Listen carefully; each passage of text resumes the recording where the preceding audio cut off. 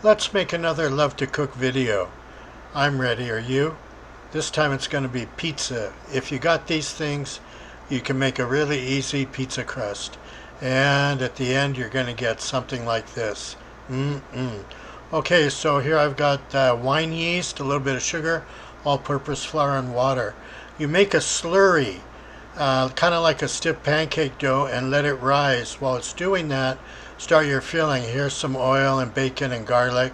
I mix it up with some chopped arugula and set it aside. Now back to the crust.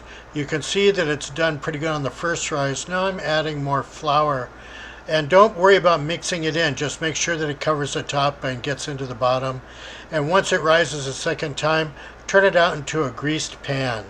And just smooth it out. You can see it's not mixed up very well at all, but that's okay. Cover the top with oil. You can see it's already started to rise into the pan. Put a little tomato juice on top. You can see that it's rising even more now. Put the filling that you set aside with the arugula, bacon, garlic, olive oil.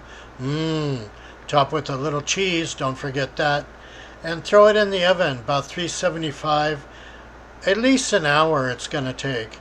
And then this is what you get. Enjoy.